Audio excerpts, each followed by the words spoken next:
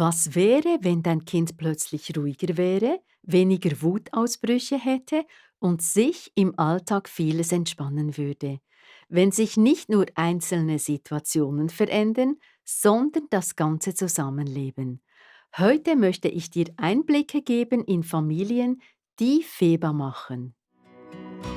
Hey, du Family Hero! Bereit, deinen anspruchsvollen Alltag neu zu gestalten? Erfahre, wie gezielte Ernährung das herausfordernde Verhalten deines Kindes nachhaltig verbessern kann. Ich bin Pascal Henny von FEBA, der Fachstelle Ernährung bei ADHS, und sage dir, ein entspanntes Familienleben ist möglich. Los geht's! In der letzten Folge habe ich darüber gesprochen, warum Kinder Feba machen wollen. Heute möchte ich dir zeigen, was sich dann verändern kann. Die Familien starten Feba wegen den Verhaltensauffälligkeiten ihres Kindes, wegen Wutausbrüchen, Unruhe, Schreien, Toben, Beschimpfungen und Beleidigungen, Schwierigkeiten mit der Konzentration oder der Impulskontrolle und vieles mehr. Viele dieser Kinder haben lange Zeit erlebt, dass sie anecken, dass sie korrigiert werden, dass sie hören, was alles nicht gut läuft, immer wieder Telefonate an die Eltern von der Schule, von den Müttern anderer Kinder, dann immer diese Ermahnungen: Hör auf, mach das nie mehr, sei jetzt ruhig, reiß dich zusammen. Aber das Problem ist, sie können sich nicht regulieren, selbst wenn sie es wollten. Und das merkt man auch. Wenn du ein verhaltensauffälliges Kind hast und es einen Wutanfall hat oder einen Schreianfall, dann weißt du, du musst warten, bis es vorbei ist. Es gibt kein Zureden, in diesen Momenten brennen einfach alle Sicherungen durch. Und das weiß man, das erlebt man so, und da muss ich gar nicht weiter drauf eingehen. Ihre Gefühle kommen schnell, heftig und unkontrolliert, denn sie können sich einfach nicht selber steuern. Und genau das beginnt sich zu verändern, und zwar in wenigen Tagen nach einer Ernährungsumstellung, auch bereits in der Mini-Challenge oder in der SOS-Challenge. Kinder werden ruhiger, ausgeglichener, sie reagieren weniger impulsiv und sie sind ihren Gefühlen nicht mehr einfach so ausgeliefert. Eine Mutter hat vor kurzem erzählt, unser Sohn ist ruhig, entspannt und ausgeglichen. Wir können es gerade gar nicht glauben, wie toll er drauf ist. Und eine andere Mutter sagte mal zu mir, so ein toller Junge kommt da zum Vorschein. Und ja, was dann natürlich einhergeht mit der Entspannung der Gemütslage, sind ganz viel auch praktische Sachen, Dinge im Haushalt, die sich verändern.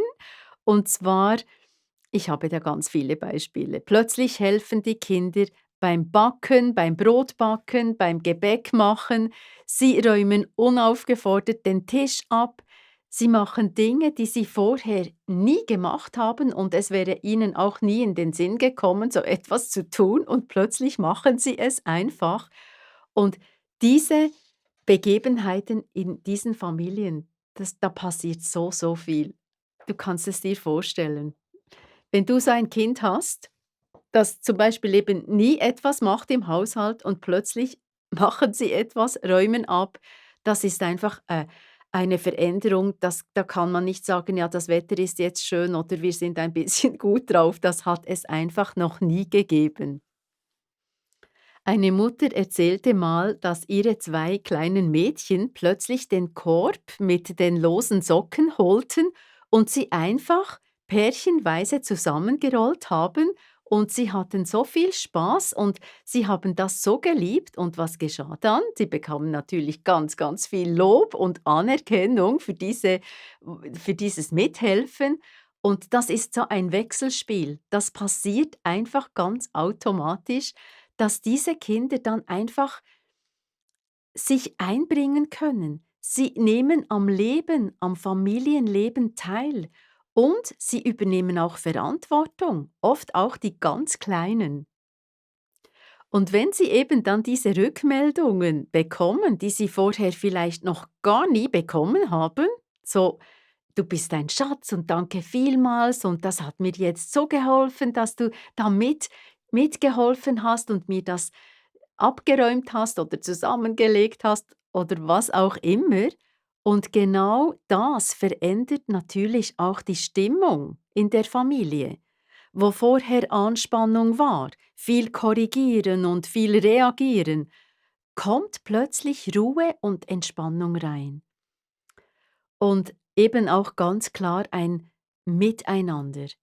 Und ich gehe ja mit diesem, Satz raus, dass Feba ein entspanntes Familienleben ermöglichen kann. Und da ecke ich natürlich auch bei den betroffenen Familien sehr oft an, weil sie sagen: „Das kann gar nicht sein. Also, entspanntes Familienleben ist noch so in weiter Ferne.“ Aber es ist genau das, was ich erlebe, seit über 20 Jahren.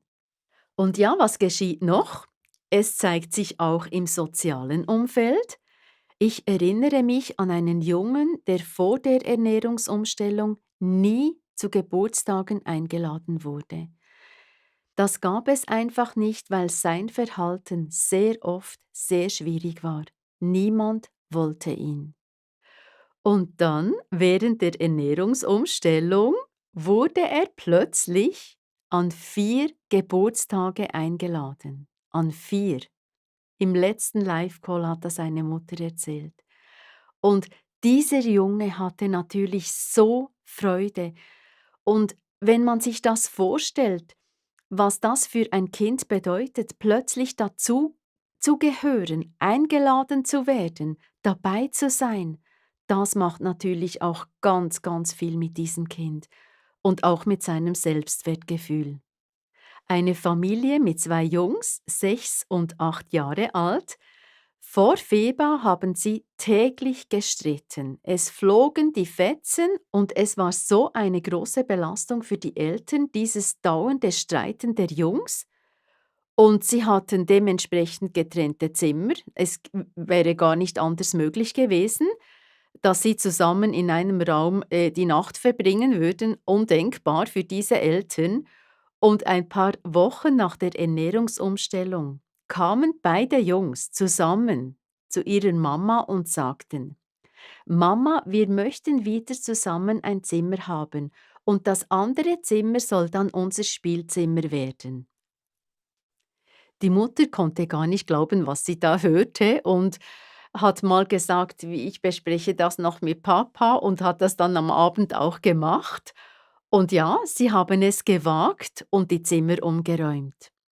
Und diese beiden Jungs waren so glücklich und sie haben es geschafft. Sie waren so lieb zusammen wie noch nie und es entstand eine so schöne Beziehung zwischen diesen beiden Buben. Plötzlich wird etwas möglich, das vorher undenkbar war. Nicht, weil man die Kinder ständig korrigiert oder an ihnen arbeitet, sondern weil sich etwas im Innern verändert und beruhigt. Noch eine andere Geschichte. Ich bin jetzt einfach in diesen 2 Folgen ein bisschen am Erzählen. Ich habe ja in der letzten Folge gesagt, am liebsten würde ich euch so einen Live-Call einfach schicken per E-Mail, dass ihr einfach diesen Call hören oder sehen könntet, aber das kann ich natürlich nicht. Und deshalb, ja, ich bin dieses Mal und letztes Mal einfach ein bisschen am Erzählen. Und jetzt auch noch eine andere Geschichte, auch im letzten Live-Call. Ihr seht, wenn da 12 Frauen zusammen sind und da erzählen, da kommen ganz, ganz viele Geschichten. Und ich habe mir die alle notiert, weil ich ja wusste, dass ich dann diese Folge mache und ein bisschen viele Geschichten brauche. Und jetzt eben eine weitere Geschichte. Eine Mutter hat erzählt, dass ihre Tochter jetzt einfach die Hausaufgaben macht ohne jeglichen Widerstand. Vor Feba war das undenkbar. Sie erzählte, das war ein tägliches Drama mit Wutausbrüchen, Türknallen, Drohungen des Kindes, und sie schaute jeweils auf die Uhr, wie lange dieser Anfall dauert, und das war wirklich, ich sage mal täglich, einfach wenn sie Hausaufgaben hatte. Und da fragte ich sie, wie lange dieser Anfall so circa gedauert hat, jeweils. Und sie sagte, der längste Anfall ging 55 Minuten. Und jetzt mit Feba, sie ist mitten in der Ernährungsumstellung und sie hat eben so berichtet, wie das jetzt läuft. Einfach, wie dieses Kind, dieses Mädchen einfach mit ihr zusammen die Hausaufgaben macht. Sie sagt sogar von selbst: „Ich will jetzt noch Hausaufgaben machen“, das hat es auch noch nie gegeben. Und dann machen sie dann jeweils ein bisschen Pause und dann, fahren sie weiter und vorher hätte das wieder ein Drama gegeben, aber nein, sie weiß jetzt einfach, wir machen eine Viertelstunde, dann gibt es 5 Minuten Pause, dann machen wir wieder eine Viertelstunde und sie hat gerade letztens die Tochter gefragt: „Merkst du das, wie schön, dass wir jetzt Hausaufgaben machen können?“ Es ist einfach für beide ein Riesengeschenk. Und noch eine letzte Geschichte aus dem Live-Call der Austestphase. Ich habe ja 2 Live-Calls und diese Eltern sind einfach schon in der zweiten Phase. Eben, die testen dann die Nahrungsmittel wieder aus. Das ist ja nicht für immer diese Weglassphase, die geht ja nur circa 6 bis 8 Wochen.